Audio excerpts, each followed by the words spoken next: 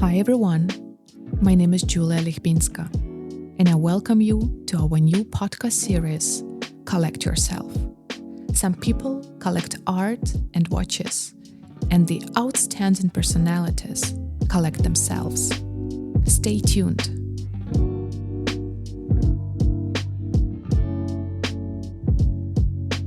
Ladies and gentlemen, welcome to our new edition of Collect Yourself. And today our guests are Angela Lyn, a painter based in Switzerland, and Durante Verzola, a resident choreographer from Miami City Ballet. Welcome to the studio. Angela, where are we now? Maybe you give us a small introduction. I just come from Thun, from the Kunstmuseum Thun, where I'm in the middle of an important solo show.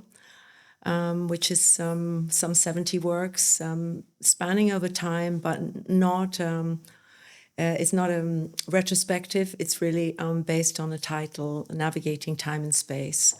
And very, very excited for this show because we were able to bring my most recent and important multi-disciplinary project, Passage in the Wake of the World. We were able to premiere this in Switzerland. So we just come from there this morning. And it's been already the third act, right?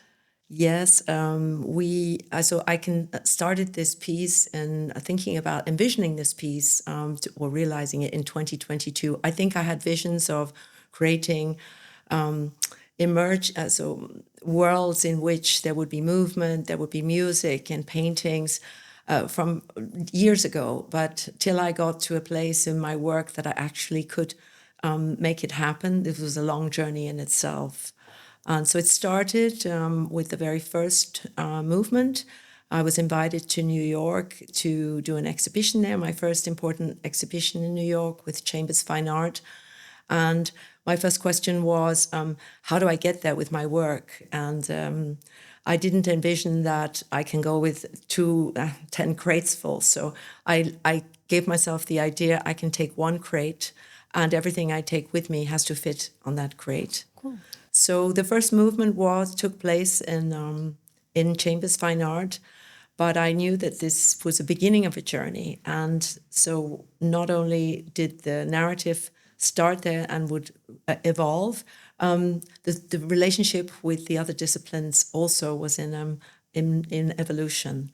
And maybe Durante, you can tell how we met and how you got involved in this project, where it started first in New York. Yes. I first was connected with Angela through Sue Cronick, who is a board member at the Miami City Ballet. And she told me that Angela was looking to add dancers into one of her exhibits and to see movement with her paintings. And so Sue connected us.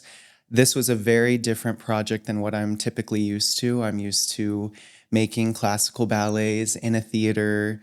And so whenever I was presented with this opportunity with Angela, it gave me the chance to really step outside of my comfort zone and to explore another side of my work, but also to really explore the journey of collaboration and everything that can come out of that collaboration.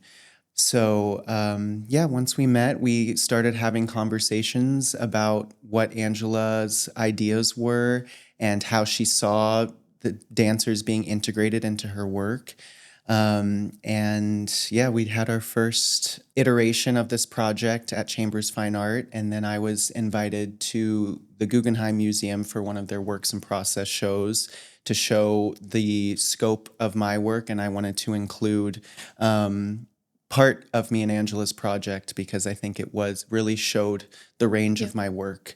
And we come shortly to the idea, how you try to create a new ballet, based on the traditional, on old tradition of ballet. But I would love maybe to come to Angela back and ask you, how, where did this urge, to go beyond your visual language?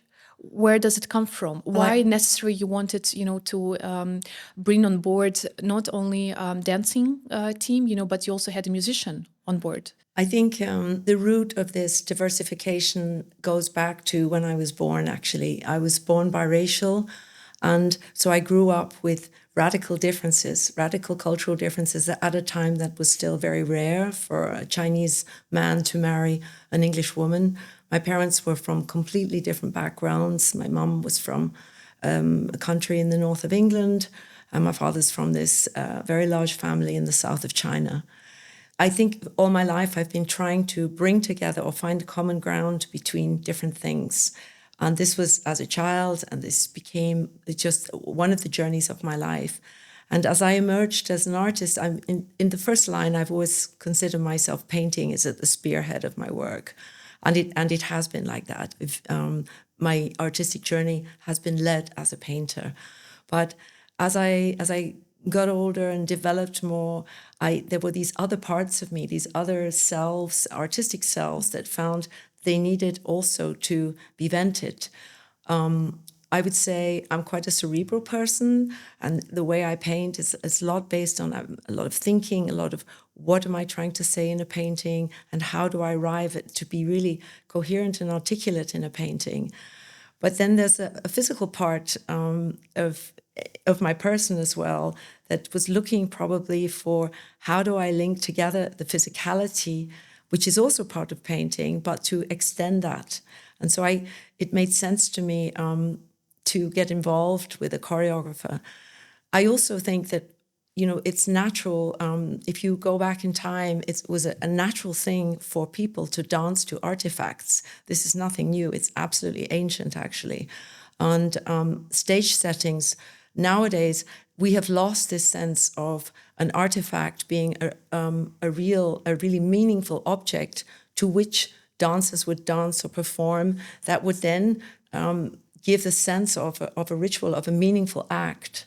And so I think I was looking for that as well, to where the dance would not just be an embellishment of the paintings, but it would be a real ritual coming together. Something archaic, right? Yeah, and this was the big challenge of the major core of this work was to create substance on an eye-to-eye level. That it wasn't that the paintings are the protagonists and then you have somebody sort of moving around in them, or you would have a ballet that the paintings would be just in the background, sort of creating a backdrop, or the music would be a sound effect. It was all about creating an interplay between these disciplines. And I think that comes from, you asked me, where does that come from? I think it comes from being mixed-blooded at the very core drive of why I have come here, why I've landed in this direction with my art. Interesting. I hope that answers your question. Absolutely.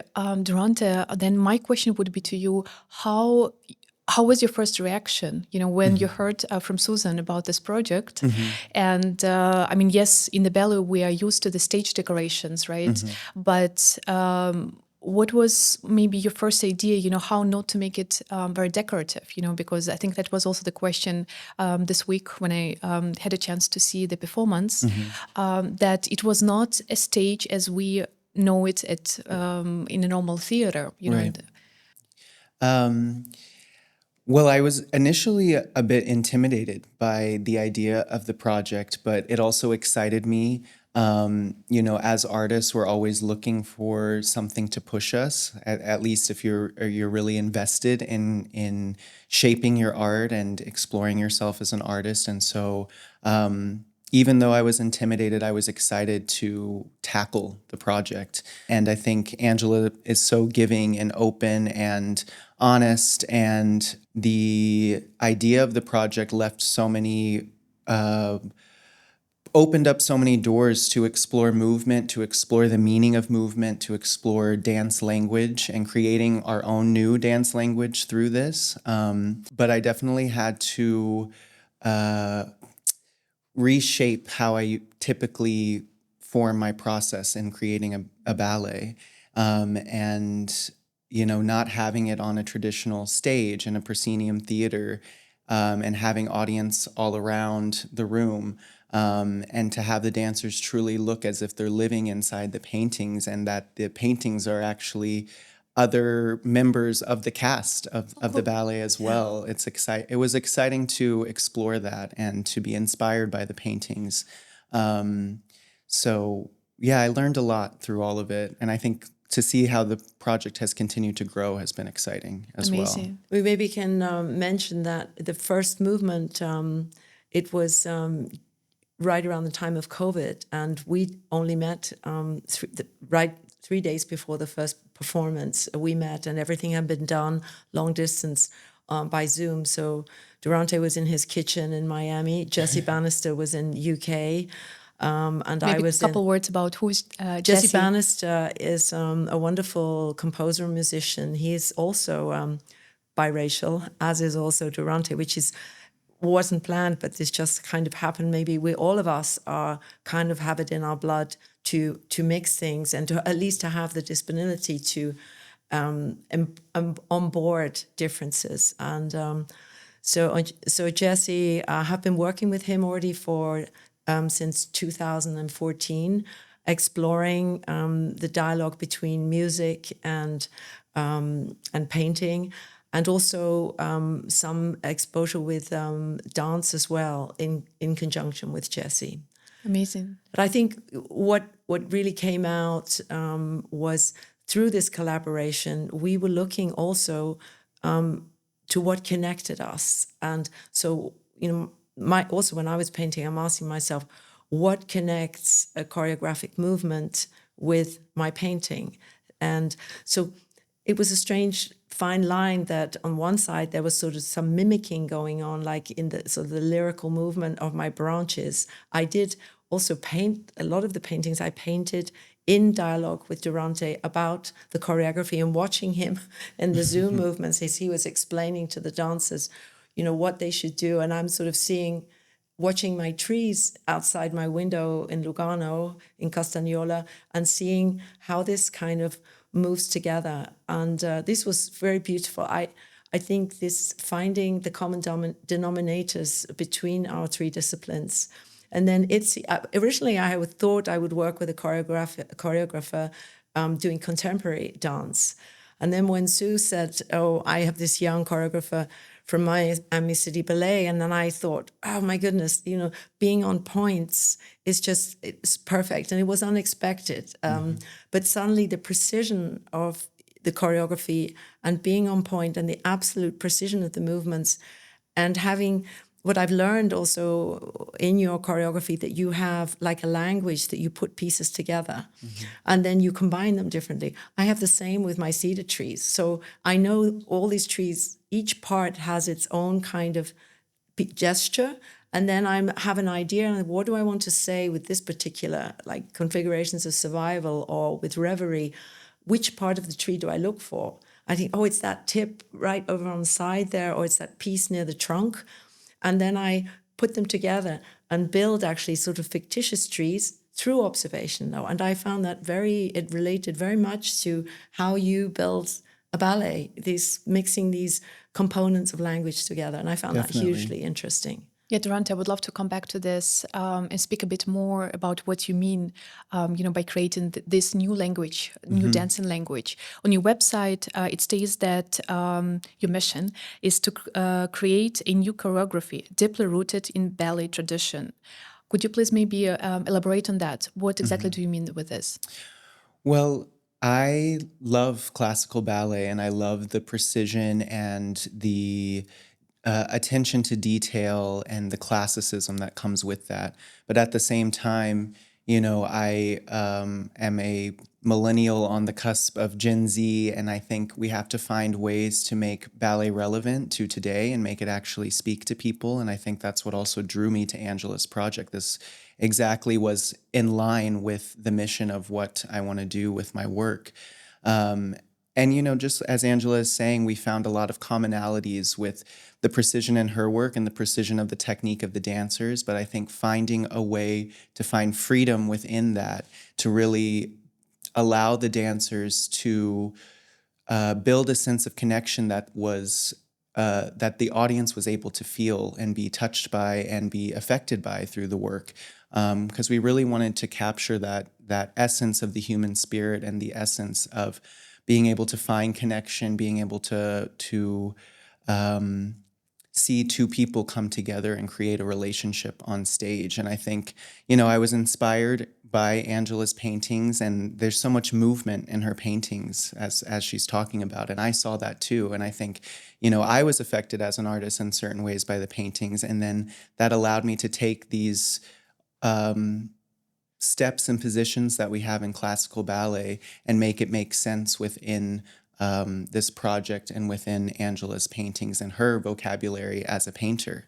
I like you use the word make sense. I think that throughout the whole project, we had to find a coherence that made sense and that it would be legible to the people why these things work together. And we just had 2 fantastic performances in the Kunstmuseum in Thun, and many people came up and they were very touched, and they asked, how did you manage to create this coherence and that this belonged together? But at the same time, because I also had a chance to experience this, at the same time, you had a feeling that you lived through several lives. You had such a bouquet, a different variety of emotions. And maybe you share a bit of your secrets. Because the music was different, right? It was built out of several pieces. There was some classical music, some contemporary dance. Throughout was a layer of Jessie piece, right? This was, the music and the choreography were following a narrative.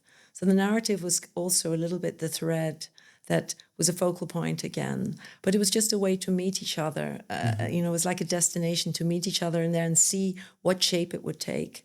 So the second movement, you asked me about the movements, the second movement took place in Miami. We were invited to the Institute of Contemporary Art to premiere the second movement, which was a very different piece of music. It was the story of these 2 dancers who are shipwrecked after a violent storm in a boat, which is actually my crate with all the paintings in it. Take me a while to explain the whole story. But they suddenly began to wake up, and it's about an emergence of consciousness, the whole story, and how these 2 people in this shipwreck, through their discovery of each other, slowly regain a certain human consciousness and awareness. And they find this out in this dire moment that they think they're not going to make it, and they realize they have to help each other in order to make it in this, or they're going to die. They're not going to survive. So this was my story also very much in response to our times. How are we going to respond to each other when things are rough? If you hit a violent storm with all this uncertainty of our weather and things, with floods, increasing landslides and all of this, how are we going to respond to each other? And this was sort of the core of the story that Durante then took so beautifully into a love story between 2 people that actually find they will not survive on their own. And in this dire moment of difficulty, they actually discover their human essence and their capacity for empathy. I think that's the heartbeat of the story. So love is Empathy actually and the love. answer. It's a love story. Yes. Definitely. Durante, how do you read the narrative? What was for you essential, as a choreographer? How did you select the dancers for these roles? Well, I knew whenever Angela was talking about, the narrative of the project, I needed dancers that weren't afraid to let go and to really get lost within the story, to lose who they are as people and to really show this story. And I think, they're shipwrecked at the beginning and they don't know who they are. And so I needed dancers that weren't afraid to go to the edge and beyond the edge. And so Itzkan Barbosa, she's been a part of 3 of the different times that we've presented the project.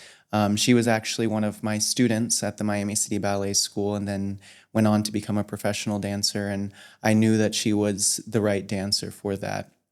Each time the male dancer has been different, but this time having Renan Cerdero here in Switzerland with us, he's an incredible principal dancer. And he also, both of them together, they're able to really let go, and something about having them together, they push each other to go further, and they're not afraid to go further together and be vulnerable. So it was important to have dancers that were ready to explore along with us. I think people that were wanting to be in search of finding that connection as well through their art and through the movement. Yeah, we've all talked sort of about the whole process was about leaving one's own comfort zone and coming face to face with somebody who brings something new to the table. So it needed this exchange of openness and receptivity and exchange to find our way together. But it was a real journey together. So It is a journey, on all absolutely. levels, this project has been, on the narrative level, on the actual physical level of the box that transforms into this metaphoric story, and from the places where we've shown it, and the evolution of the narrative. Because I didn't know the whole story when I started. It's also been evolving itself with its journey. By the way, where do you start? I mean, you as an artist, as a visual artist, you start with the first brush stroke, but what do you have to have before? In Durante, you as a choreographer, how do you start at all, to compose a piece? Do you envision the movements of an artist, of a dancer? Well, typically, usually in my process, I always start with the music, and music is the most important thing to me in all of my work. And I think through music, finding perfect harmony between movement and music allows for total freedom for the dancer, and then the audience can feel that and take what they want from that or what they feel from watching it. But with this project, it was a little bit different because I had Angela's narrative. The music was still being created. So that was another part that was a little bit scary for me to jump into it without having the music first. But definitely with certain once we had the music and then once I knew which dancers we were using, I definitely envision movements right away that show the dancer to the best of their ability, that show off their unique gifts and qualities, but that also shows the energy and the spirit of the music. And then we had, Angela's paintings to be inspired by as well. So just whenever she sent me photos of the paintings, immediately my mind went to different movements and positions and how to move in and out of those positions. But at the end of the day, what I really wanted to capture was the human connection and showing that evolution from the beginning of when they climb out of the boat to the end. And I think this time that we've done it here in Switzerland, adding the third movement has allowed us to really get to that place. Yeah. Great. Angela, how is it for you? Where do you start? So I think I start looking into an empty space, first of all. I spend hours, for example, when I started painting, I spent hours, first of all, imagining shapes. So the relationship between what shapes will relate. So I have an idea of where I'm heading. This is like a story I want to tell or an idea that I have. It's probably an idea. And then I think, what shapes does this, I think perhaps, how does this idea sound? So there are always aspects that don't go together. So the idea every idea has a sound for me. So there it connects actually to music. So I have the idea of a sound, and then I think, how would this sound form itself if it becomes a shape? And then if there are different sounds, what would the shapes be like in relationship to each other? And then what's inside those shapes? And then again, what does each one then want to say? So it's very much from a deep core that I go slowly and slowly to the surface. It's also how I paint. I start very light and slowly paint darker and darker until the painting emerges. So you did a bit of Kandinsky style, right? Kandinsky approach to the painting. To some degree, yeah. I mean, he was a very spiritual artist as well, Kandinsky. So I think my work also has a very strong, it's starting with a sense of the spirit of something. I think I heard somewhere you speaking to a guest that if not a visual artist, you would have become a singer. Yes, I think so. I mean, also with the dancers, when I saw them, what they have to bring with them, they need the shoes and they need some warm-up clothes. They can in a bundle, and and your leotards, and you're ready to go. I come with 2 trucks and 120 packages, material. It's physical. It's interesting because it's your work is physical with the body, but I come with a lot of physical material, through which I manifest non-physical ideas, also very quite cerebral or intangible ideas in a way. So this was another interplay between dance and visual arts that I also found fantastic. I have to say also that my paintings have always, in the last, I'd say, since I turned perhaps 35, I became really interested in the role of the viewer in the painting. So this is very much part of my paintings. There's always this empty space where I'm inviting the viewer to participate in. I hope the viewer will come in there and find space for their own narratives and their own digestion of information of the day or their feelings or whatever. And I think in this project, I was painting to sort of house the dancers and the idea that these people would move inside. It was a trip yesterday to actually see that happening, because I have sort of envisioned it, and then to see these dancers coming to life with their own spirit inside and moving between the paintings. It was very powerful. Durante, how was it for you? Did you think about the viewer? Because, these performances are way different, from what maybe you used to do in Miami City Ballet, because there you have the audience sitting, in the darkness, and you don't really connect emotionally with them. While here, it's Museum of Thun, but also in the projects in New York, you had visitors around you, very intimate atmosphere. Was it a different way for you to sketch out, the ideas, the gestures, maybe the mimic of the dancers? Yeah, I definitely had to think about how I presented the choreography in a different way, that it wasn't so frontal, or that it wasn't frontal at all, the presentation of the dancing. I think I really had to think about what stuff looked like from every single angle of the room. And I think the intensity of the movements too had to be there so that the audience could really feel these very raw and emotional ideas that we were trying to present. So I definitely thought a lot about that, and I think I thought a lot about what the movement would look like in front of the paintings and in a room that didn't necessarily have traditional theater lighting. But I wanted it to have that quality of rawness and human feeling, and not so balletic and presentational and pristine. Exactly. I had to let all of that go. But that was something that I feel I grew a lot through too, and allowed me to expand my abilities as a choreographer. May I ask you, what have you learned from Angela, in the sense how she works, how she thinks, how she creates? Did you also bring something that back to your practice, to your normal day-to-day work? Yeah, I think I've learned a whole lot from Angela. I've learned, first of all, her determination and her grit and her, she doesn't accept no Perfectionism. as an answer. She doesn't accept no as an answer. And when she sets her mind to something, and I think we share that too. I've been very ambitious. I started doing this when I was 18 years old, and I was determined to have a career. Soft.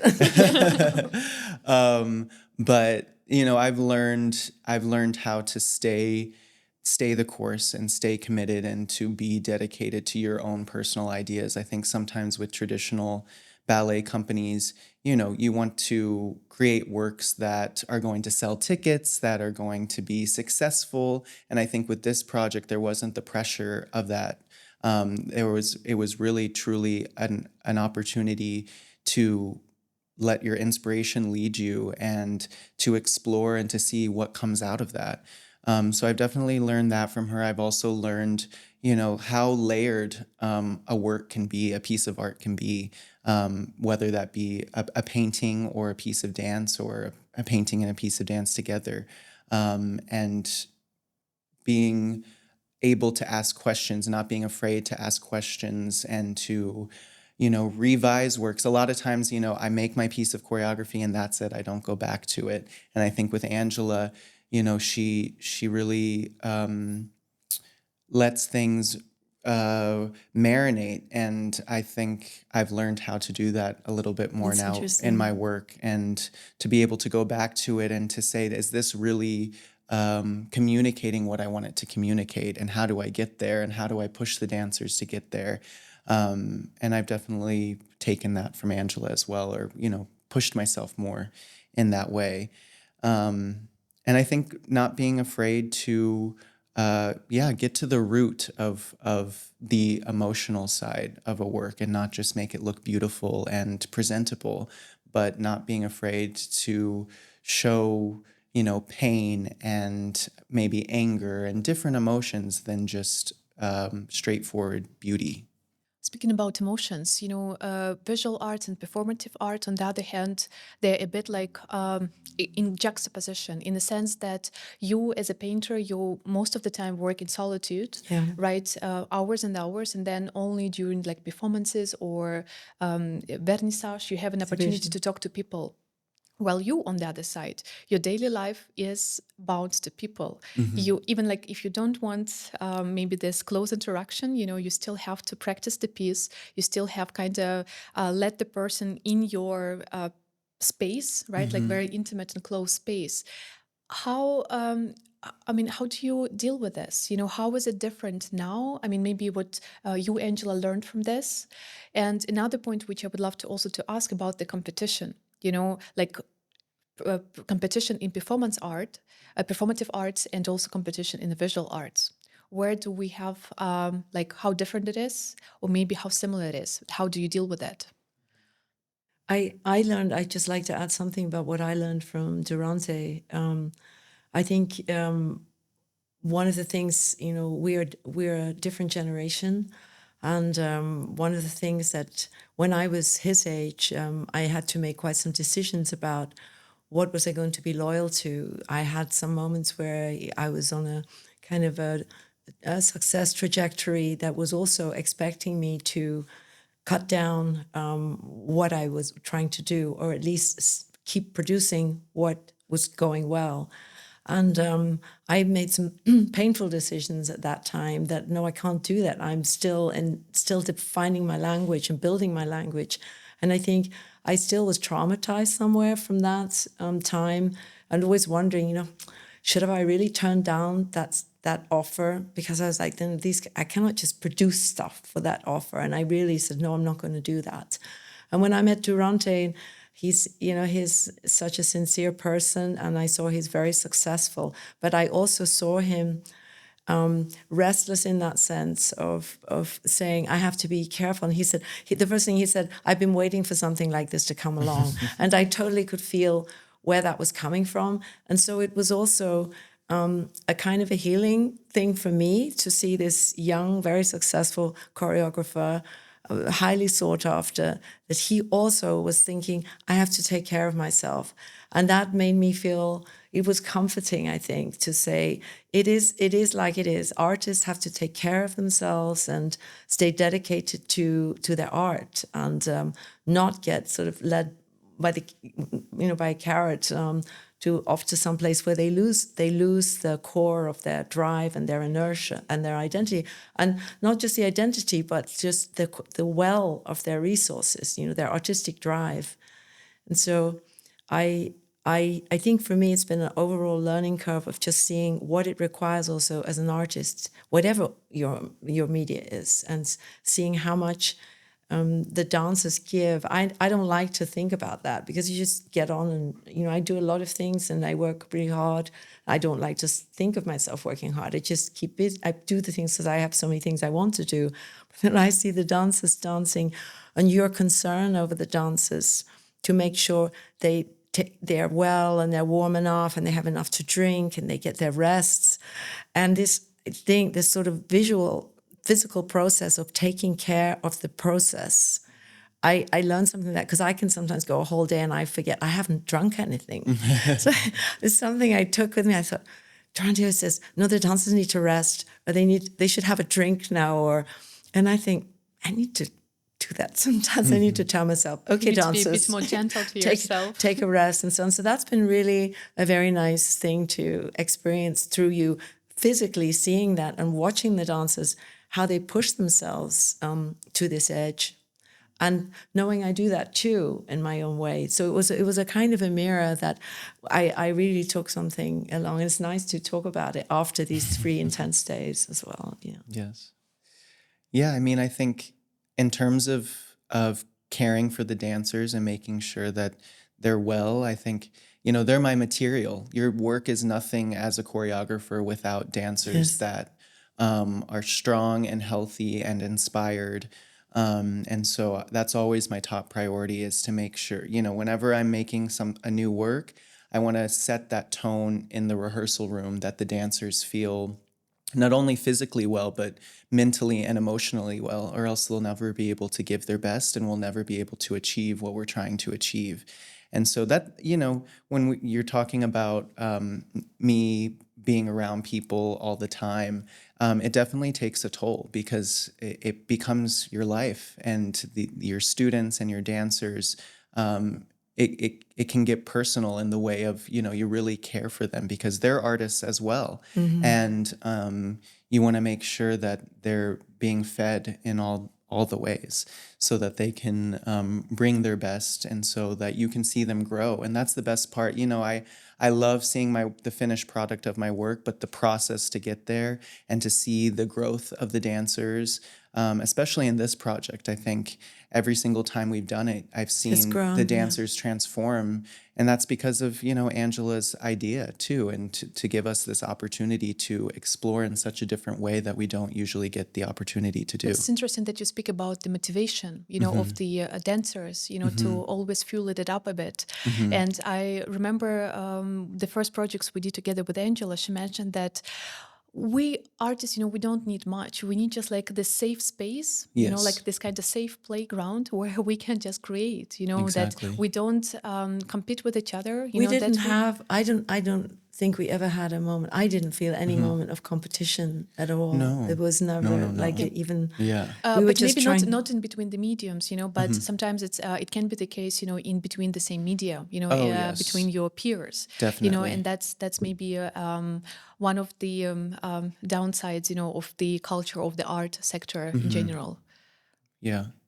Yeah, we try to avoid all of that nasty stuff. It definitely happens. I mean, Yeah. especially in the ballet world, when you're a dancer, you're constantly reaching for the next, the bigger role, the next promotion, and so that can sometimes take away from the root and the core of what you're trying to do. And that's what makes a project like this so nice, is, we're not, the two dancers aren't trying to one up each other. It's really about finding that level that they steadily grow with each other. And as a choreographer too, there's definitely competition. There's not that many classical ballet choreographers. And I think to me, it's just been important to stay true to myself. There can sometimes be pressure to make certain kinds of work, especially for me as someone that's young and in this generation of choreographers. A lot of people are making contemporary ballets, whatever you want to interpret that as. But for me, all my works are typically in point shoes and use classical ballet vocabulary.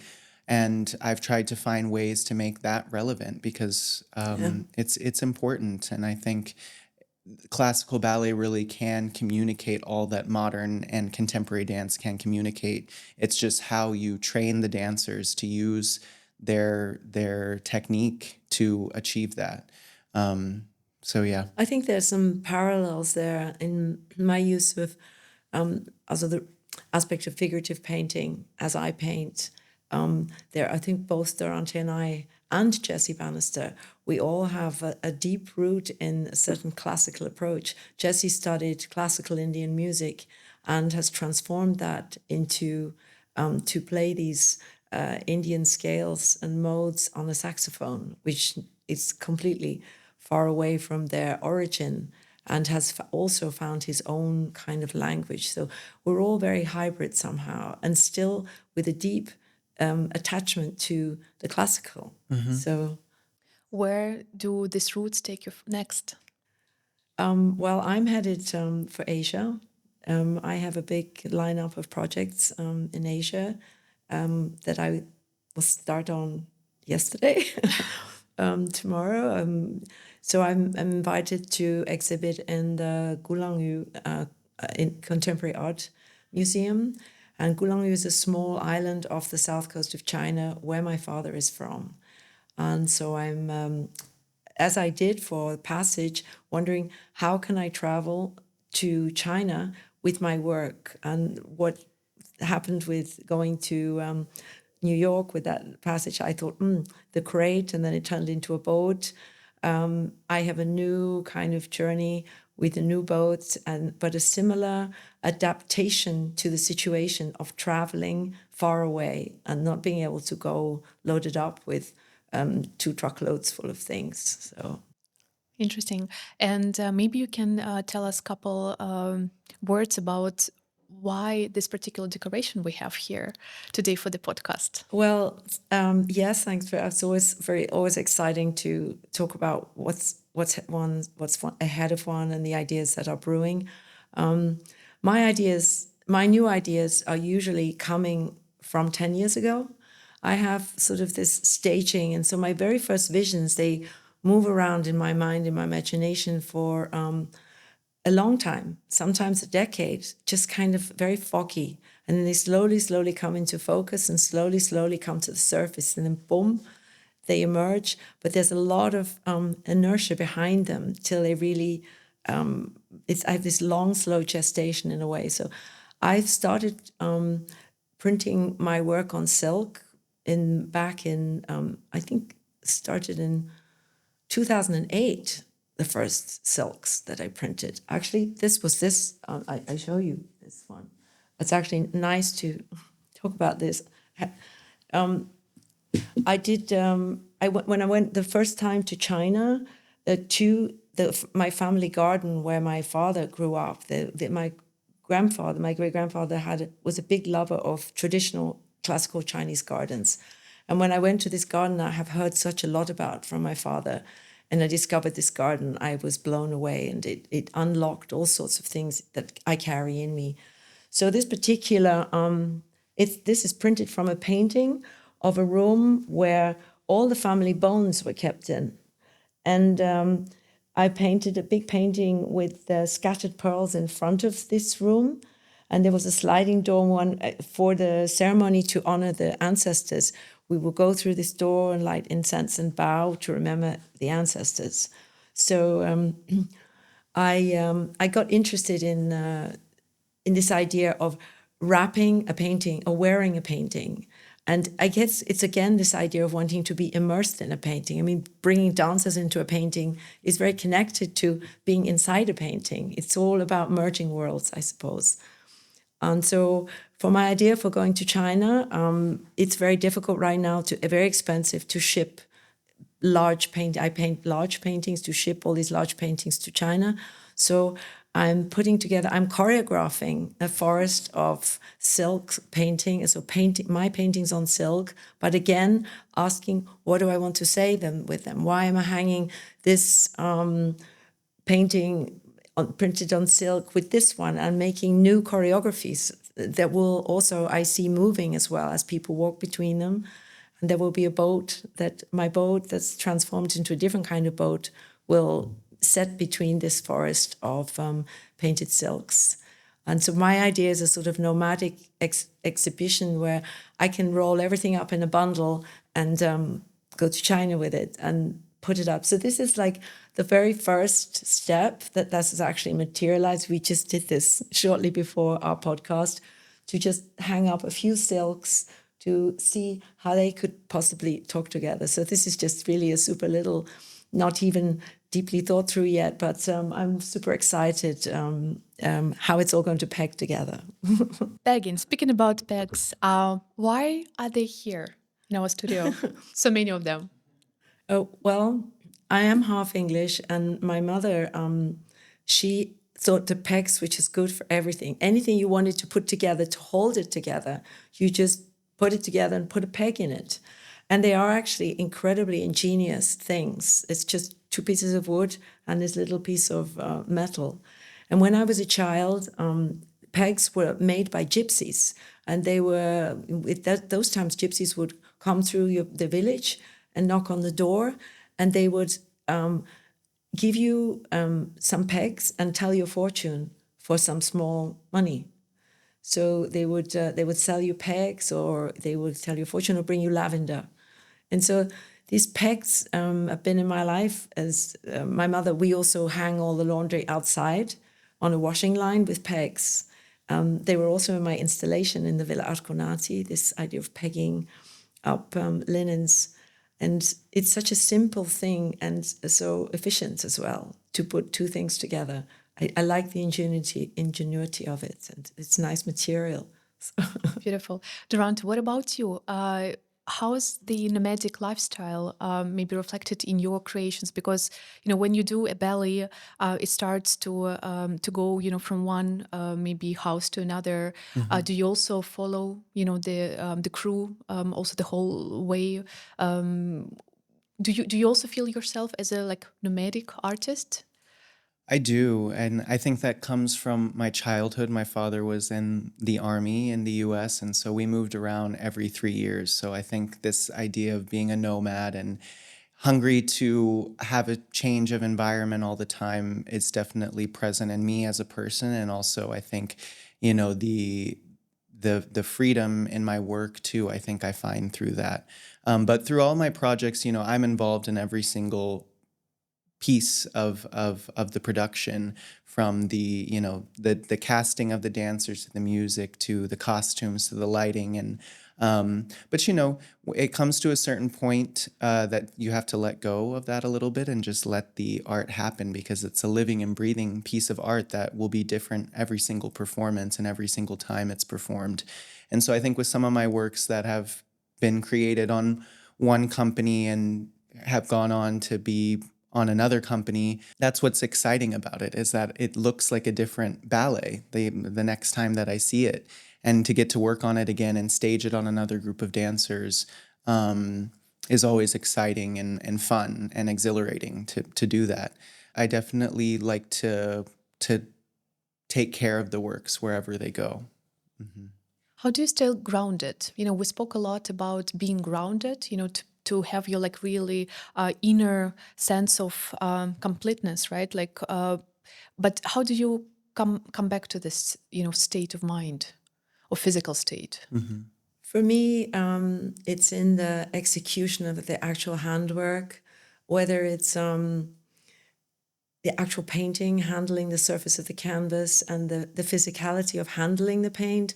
And I put all my paintings are in oil paint, so sometimes the paint wants to do something that I didn't think it would do, and I have to move with it and try to concentrate enough that I can be as precise as I can. But you never know exactly what it will do. Suddenly you don't have the right amounts on your brush and you run out. Suddenly you may be imagining a line and then it's getting thin, and then you respond to that.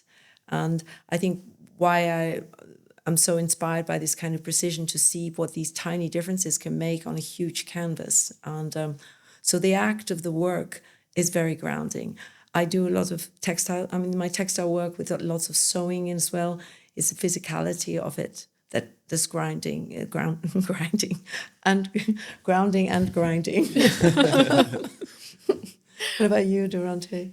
I think it can be easy to get caught up, and I have many different commissions and projects going on at one time, and I think it can be easy to allow myself to get anxious and have my mind in other places. But I think I really try to stay present in the moment of whatever I'm working on that day, and with whatever group of dancers I'm with that day, and also staying true to making works that I like to watch and that the dancers like to watch, and not think of what the audience will think, what critics will think, what directors will think.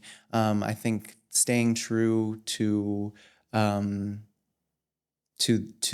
and to being able to step back, watch the rehearsal, and say, I like what I just made, and it looks like something that I would like to dance. That keeps me grounded. And I think also allowing myself to step outside of the ballet bubble, and be inspired by other forms of art, be inspired by other people, be inspired by other places. That's why being here in Europe, I already have other ballets brewing just from this is my first time in Europe. So I think allowing myself to be present in the moment and take it all in. Do you think that you would continue with multidisciplinary projects? Definitely. I think seeing how many gifts it's brought me and brought the people involved, I definitely want to keep going down that road and certainly continue working with Angela for I don't think we're done forever. yet. We're not done yet. Angela, how can we inspire more artists, to actually get in contact with each other, to start communicating in between the disciplines? How can we nurture these dialogues? I think it's for me personally, I don't know if there's a golden rule for that, but for me personally, it's when I see an artist really working deeply from the heart and with deep interest, then it feels natural to connect. If I don't feel that, it doesn't feel natural to connect. And I don't know how I find that out, but I think it's the interest in the work itself you feel, and this inquiry. I felt, when I looked, I didn't know anything about classical choreography and classical ballet or the language elements of classical ballet, but the concentration and the attention to detail and having to handle all of these movements, I found this a language that I could feel totally akin to, even though I do something else. I think it's important to keep your eyes open and find out, even though something looks different, where does it have something in common with me? And I think that's a little bit anyway, as a person, I'm interested in that. Whatever you do, I find anybody interesting. I mean, I just recently was in a conversation with a collector of mine who has a large department store. And I said to her, wouldn't it be wonderful if we do a performance like in the middle of the floor where you have we could do something about the relationship of clothes. This is something, what we put on our bodies today, that we just don't have a relationship anymore. That's this idea of wrapping yourself in a painting, that it would mean something to you. This is where I'm coming from with these silks. And I said, what about if we would address that subject in the department store and do a performance about what does it mean to put something on your body? The things we put, do we need always a new one? Or could we love one a bit more and then want to keep it or mend it? And I said, what could be a better place than to do it in the department store? So Durante, I think do you see your role in this project? Because costumes is something definitely for you, right? Or maybe some kind of movement direction with people. But what does it mean, clothing in ballet? Because it's an additional element, on your body, on your instruments. So in certain way, I saw like first the rehearsals, when the dancers were in their normal like gym clothes, and then they went away. They dressed. They came in these costumes like which were red, and they were so gorgeous and beautiful. And it changed. Like they've not only evolved your costumes. absolutely. I think costumes are very important. I think in many different ways. I think for me, my personal taste is that the costume enhances the dance and doesn't take away from that. I like to be able to see the body moving and to see the articulation of the body. So it's important for me to select costumes that allow that. So typically, I choose things that are very simple. Leotards, tights, a small short tutu so you can still see the legs and the feet, minimal things up top. So for me, it's what we call in ballet port-de-bras, which in French is carriage of the arms. And so I work a lot on that and showing the full expression of the arm and the hand and the neck and the face. And so I think for me, it's important to have costumes that are simple and that enhance and allow the dancers to move. In our project, though, I think the choice of colors and also marked a kind of evolutionary thing, even though we didn't just discuss it at great length. But looking at the impact of the color of the costumes and within the narrative, it also made a journey. Right. Yeah, color's important How was to that set for mood. you in terms of how did you experience the color choice? Like, for example, for this performance we just did. Well, I think, yeah, choosing the red brought something out. And, anybody that wears red, it brings out this certain energy in you. And I think for these dancers in particular, it brought out almost this animalistic quality in certain kinds of ways, but also this energy that came from deep within, and this fire that is part of our second act of the ballet. I think it reflected that and that energy. For me, I mean, of course, I'm a painter, and color is primal. I felt. I don't think I was so conscious of this evolution of the costumes, but looking back at the beginning, Itzy wore a nude color leotard, and I had made these sort of bits of I'm recycling my painting rags and making things with them, objects, installations, and so I made her sort of things to tie on the body from these painting rags that looked like she'd just been, through a ragged storm. And then what I felt was that the colors were slowly emerging with the story, and that the second one, they were in dark blue, that was sort of getting more thoughtful. And now they came alive with their memory waking up. The blood, it was like the blood circulation was moving again. So that this deep blood red really brought that sense of life. They came back alive. And I thought that works incredibly well. Beating heart. Yeah. Yeah. Durante, do you have any questions to Angela that you urge to ask her? Similar to what's already been asked, but what whenever you have doubts, how do you work through that in your work? Just a little question like that. I ask more questions. I keep asking questions, and if I still have doubts, I don't let go of it until I just want to go further. I think it's as if I go deep, and I'm quite persistent, as you said. I'm determined. I'm go and go, but at some point, I let go of it, and then the lightness comes in. But it has to have a clarity, and if I still have doubts, I wait, and it can take to me on a big painting up to 2 years to be really sure that it resonates now, that it's sort of singing the painting, and I don't doubt that anymore. But it takes time because I don't correct on the canvas, so I have to wait until I really feel it's clear. I have a question for you. Okay. Could you imagine being a painter? What would it be like for you if you'd say, I'm now going to paint for 3 years? What would come to your mind? And I'm not going to be choreographing anymore. I'm going to paint now for 3 years. And after that, I don't know. Could you imagine? What would it look like? I think, my life would be a lot different. I think, when you talk about having more solitude in your life than what I do with my work. But I think in ways that would open up different inspirations as well, to be more alone with my thoughts more often while I'm working. But I could definitely see myself. I've always loved, painting and doing art. And actually, when I was young, I imagined, or I had dreams of being an illustrator for books. And so I think I could definitely see myself maybe doing that someday, or, adding more painting into my life, because I think, to be able to put ideas onto paper and to be able to use your hands to still create something, I would be happy, I think, doing that, to still feel expressive.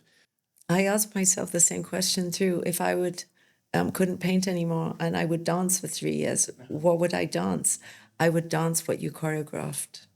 I would dance what I saw in Passage, I think. When I looked at that, I thought, this is it felt like it was something that I felt like it was kind of what it felt like I could be doing that, and I wondered if the paintings had that effect on you, that you felt like these paintings could be mine in that sense of exchange or somewhere. Yeah. Well, like I said, that I see so much movement in your paintings, and I see playfulness, and I feel like in my choreography I find ways to present playfulness as well. And I think,